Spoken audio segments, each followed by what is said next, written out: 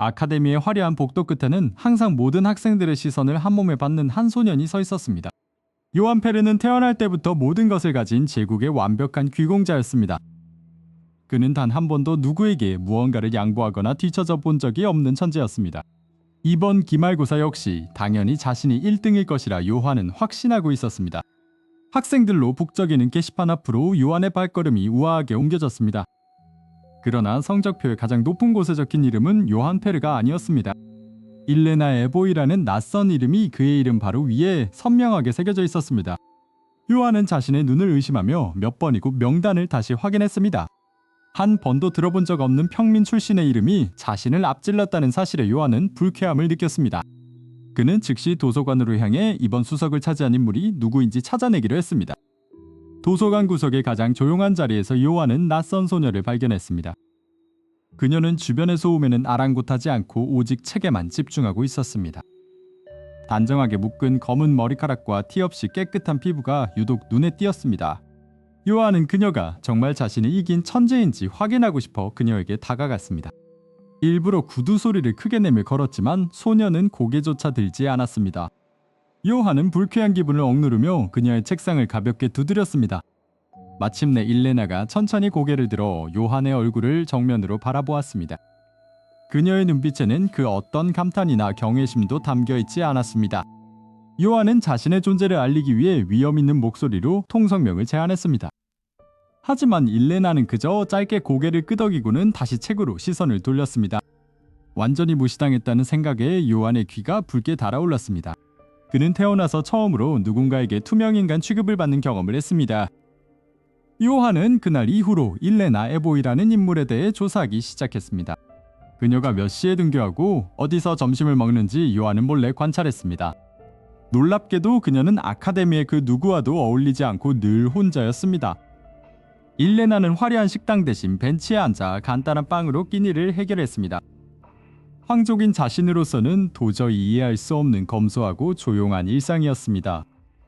요한은 그녀의 무심한 태도가 연기인지 아니면 진심인지 궁금해졌습니다. 그는 일레나의 완벽한 수석 자리가 단지 운이었음을 증명하고 싶었습니다. 다음날 요한은 일부러 일레나가 공부하는 옆자리에 자리를 잡았습니다. 그는 자신의 뛰어난 학습 속도를 과시하듯 책장을 빠르게 넘겼습니다. 하지만 일레나는 이번에도 요한의 존재를 완전히 지운 채 자신의 노트만 채워나갔습니다. 요한은 그녀의 평온함이 자신을 도발하는 고도의 전략이라고 생각했습니다. 그러다 문득 그녀의 낡은 필통과 다 해진 소매가 요한의 시야에 들어왔습니다. 항상 최고급만 누려온 요한에게 그녀의 흔적들은 낯선 충격으로 다가왔습니다. 그녀는 어떤 환경에서 자랐길래 이토록 치열하게 공부하는 것일까 의문이 생겼습니다. 도서관의 폐관 시간이 다가오자 일레나는 조용히 짐을 챙겨 일어났습니다. 요한은 자신도 모르게 그녀의 뒤를 쫓아 도서관 밖으로 나갔습니다. 그녀가 향한 곳은 기숙사가 아닌 아카데미의 어두운 뒤뜰이었습니다. 그곳에서 일레나는 예상치 못한 누군가와 은밀하게 접촉하고 있었습니다. 요한은 숨을 죽인 채 나무 뒤에 숨어 그 광경을 지켜보았습니다. 일레나의 손에는 의문의 서류 뭉치가 들려 있었고 그녀의 표정은 평소보다 더욱 차가웠습니다. 대체 그녀가 밤늦게 이런 곳에서 무엇을 꾸미고 있는지 요한은 혼란에 빠졌습니다. 그때 일레나가 갑자기 요한이 숨어있는 방향으로 고개를 돌렸습니다. 요한은 심장이 멎을 것 같은 긴장감 속에서 그녀와 눈이 마주치고 말았습니다. 요한은 일레나의 차가운 눈빛 동자를 정면으로 마주하자 숨이 턱 막히는 기분이 들었습니다. 그녀는 요한을 잠시 쳐다보더니 아무런 말도 없이 조용히 고개를 돌려 제 갈 길을 가버렸습니다. 덩그러니 남겨진 요한은 자신의 가슴 위에 손을 얹으며 빠르게 뛰는 심장을 진정시키려 애썼습니다. 수석이라는 자리를 빼앗긴 것도 모자라 매번 그녀 앞에서 비참해지는 기분이 들어 자존심이 상했습니다. 다음날 아침 요한은 완벽한 모범생의 가면을 다시 쓰고 무거운 발걸음으로 강의실로 향했습니다. 주변 귀족, 학생들의 아부와 칭찬이 쏟아졌지만 그의 머릿속은 온통 일레나에 대한 생각뿐이었습니다. 완벽해야만 한다는 강박감은 요한의 어깨를 보이지 않는 사슬처럼 무겁게 짓누르고 있었습니다. 쏟아지는 과제와 완벽한 성적을 유지해야 한다는 압박감에 요한은 깊은 한숨을 내쉬었습니다. 머리를 식히기 위해 요한은 인적이 드문 도서관 뒷길로 터덜터덜 산책을 나섰습니다. 그런데 그곳에서 허름한 앞치마를 두르고 무거운 청소도구를 나르는 일레나를 발견했습니다. 그녀는 아카데미 최고의 수석이라는 타이틀이 무색할 정도로 묵묵히 바닥을 쓸고 있었습니다.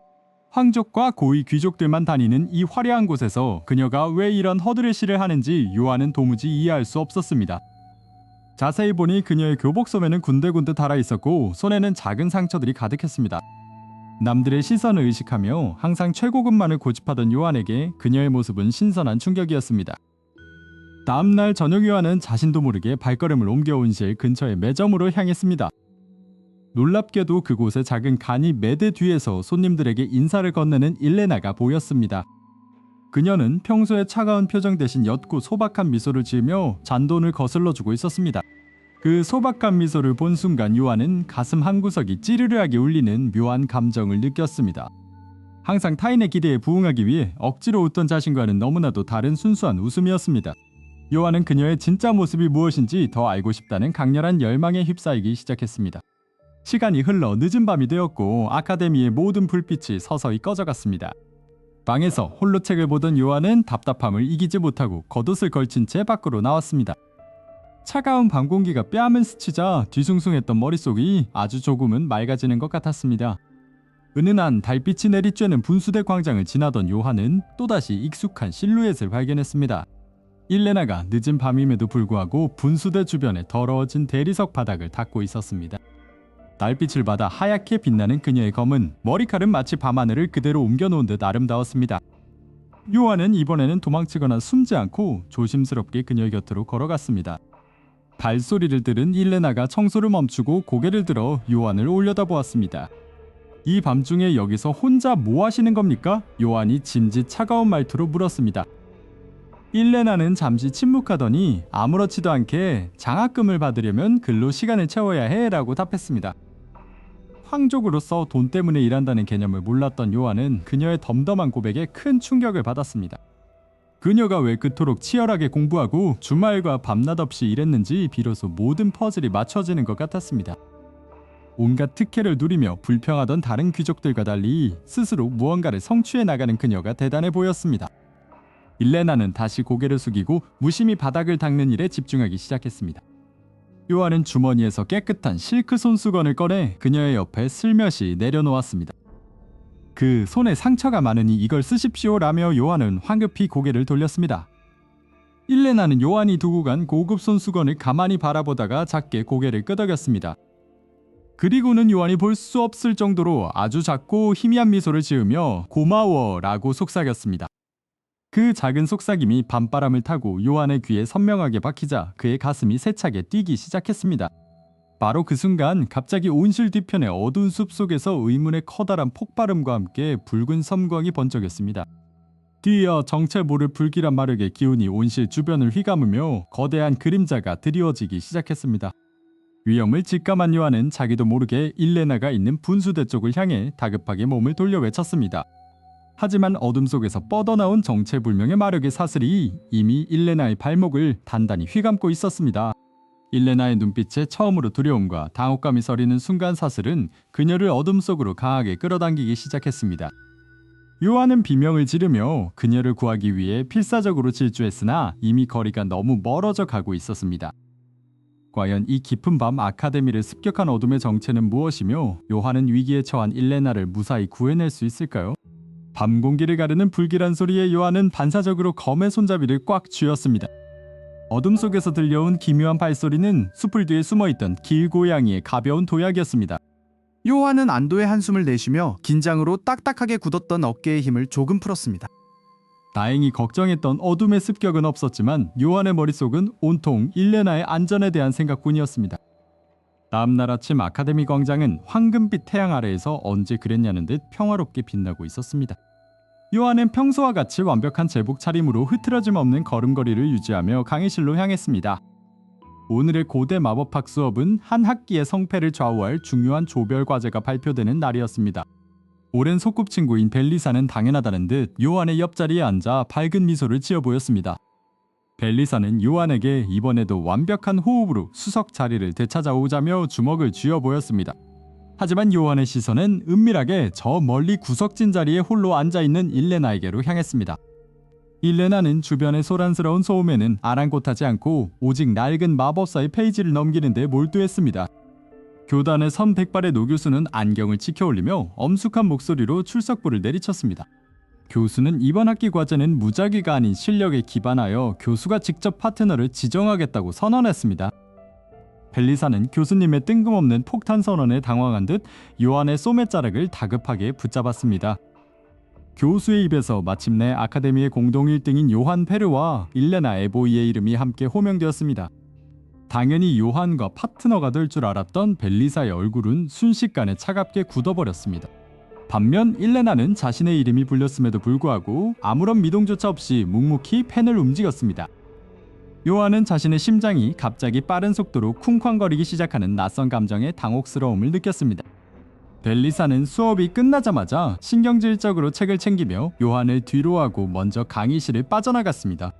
텅 빈 강의실에 홀로 남은 요한은 심호흡을 크게 한 뒤 일레나가 있는 구석자리로 걸어갔습니다. 일레나는 요한이 자신의 책상 앞에 멈춰서자 그제야 고개를 들어 그를 물끄러미 바라보았습니다. 요한은 황족 특유의 우아한 몸가짐으로 인사를 건네며 한 학기 동안 잘 부탁한다는 말을 건넸습니다. 일레나는 짧게 고개를 끄덕이더니 오늘 당장 도서관에서 과제 분석을 시작하자고 담담하게 제안했습니다. 아카데미의 중앙도서관은 수천 권의 오래된 마법서들이 뿜어내는 특유의 고요함으로 가득 차 있었습니다. 두 사람은 도서관 깊숙한 곳에 자리를 잡고 무거운 연구 자료들을 산더미처럼 쌓아 올렸습니다. 요한은 일레나가 미리 정리해둔 완벽한 오답 노트와 예습 자료를 보고 속으로 깊이 감탄했습니다.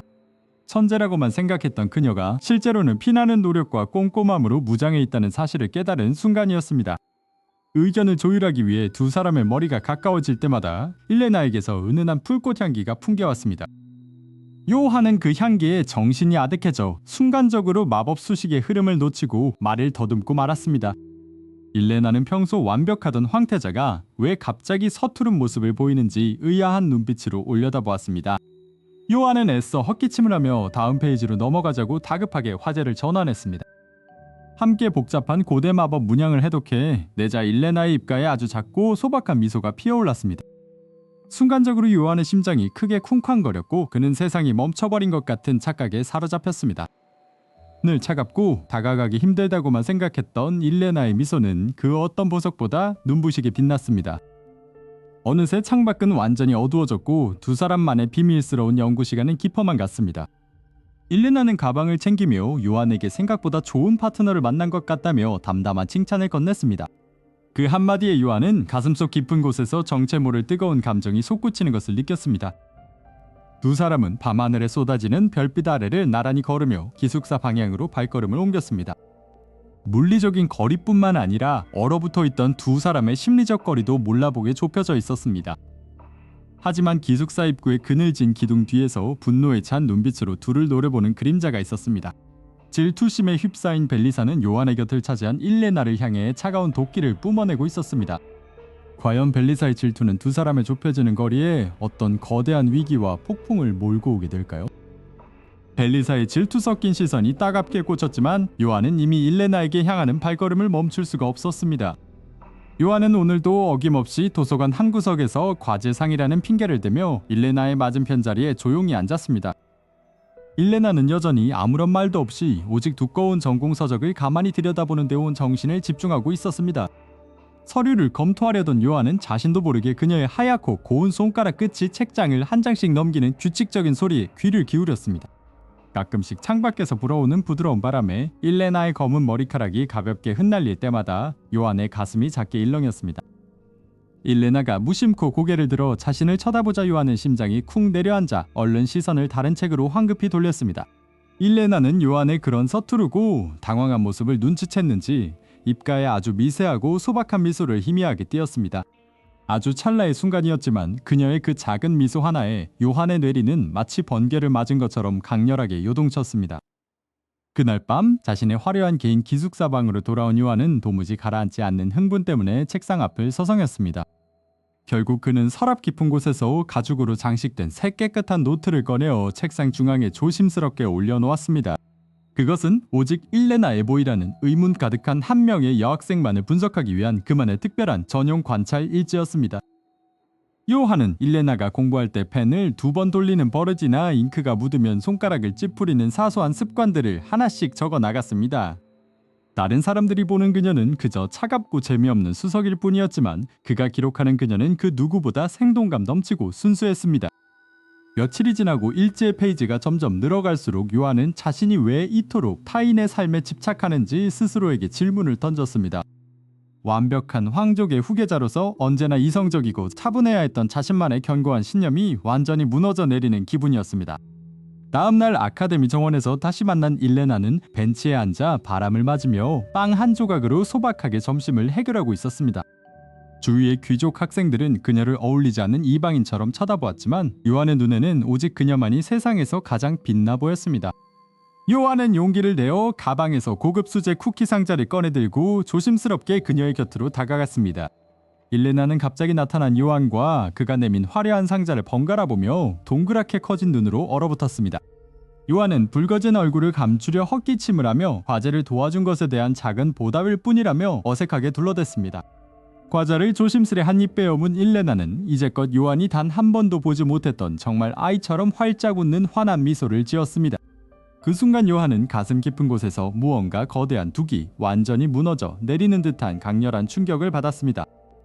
그것은 더 이상 단순한 호기심도 수석 자리를 빼앗긴 데서 오는 유치한 경쟁심도 아닌 순수한 형태의 사랑이었습니다. 요한은 드디어 자신이 완벽이라는 가면에 가두어 두었던 마음의 빗장을 완전히 풀고 진심을 인정하기로 결심했습니다. 학기가 막바지에 다다르고 마침내 두 사람이 함께 밤새워 준비했던 공동과제 최종 제출 날이 다가왔습니다. 두 사람의 완벽한 협업으로 완성된 결과물은 아카데미 교수진 전원으로부터 이례적인 극찬과 함께 최고 점수를 받았습니다. 발표가 모두 끝나고 축제 분위기로 소란스러운 강의실을 빠져나온 요한은 일레나를 아카데미 시계탑 뒤편 언덕으로 이끌었습니다. 바람이 강하게 부는 언덕 끝에 서서 요한은 가방 속에서 소중히 보관해왔던 그 가죽 관찰 일지를 꺼냈습니다. 그는 일레나의 앞으로 천천히 다가가 오직 그녀 한 사람만을 위해 빼곡히 채워진 일지를 조심스럽게 건넸습니다. 일레나는 노트를 펼쳐 첫 장부터 적힌 자신의 사소한 행동과 감정의 변화들을 읽어내려가며 깊은 충격을 받았습니다. 마지막 장에는 완벽한 가면 속에서 길을 잃었던 나에게 다가와준 나의 유일한 빛이라는 요한의 글귀가 선명하게 적혀 있었습니다. 요한은 세차게 뛰는 심장을 움켜쥐고 일레나의 눈을 똑바로 바라보며 평생 숨겨온 가장 진실한 목소리로 고백했습니다. 처음에는 수석 자리를 빼앗아간 네가 미웠고 다음에는 두려웠지만 이제는 너 없이는 나의 완벽함도 아무 의미가 없다고 말했습니다. 일레나는 요한의 고백을 듣고 한참 동안 말이 없더니 이내 눈가에 고인 눈물을 훔치며 환하게 미소 지었습니다. 그녀는 사실 자신도 완벽해 보이는 요한의 뒤에 숨겨진 프레셔와 외로움을 진작부터 알아채고 마음이 쓰였다고 속삭였습니다. 마침내 두 사람을 오랫동안 가로막고 있던 귀족의 벽과 모든 경쟁의 프레셔가 석양 속으로 완전히 증발해버렸습니다. 요한은 떨리는 손으로 일레나의 작은 손을 살포시 맞잡았고 일레나는 거절하지 않고 그의 손을 따뜻하게 꽉 쥐어주었습니다. 지독하리만치 차갑고 오만했던 아카데미의 황태자는 그렇게 소박하고 올곧은 미소녀의 사랑 앞에서 완벽하게 패배했습니다. 가짜 미소 뒤에 숨어 살던 소녀는 이제 그녀라는 진실을 얻어 그 어떤 순간보다 진정한 행복을 가슴 가득 느꼈습니다. 차가운 미소녀와 완벽한 엄친아에 치열했던 학원 로맨스는 서로의 빈틈을 가득 채워주는 아름다운 결실을 맺으며 영원히 막을 내립니다.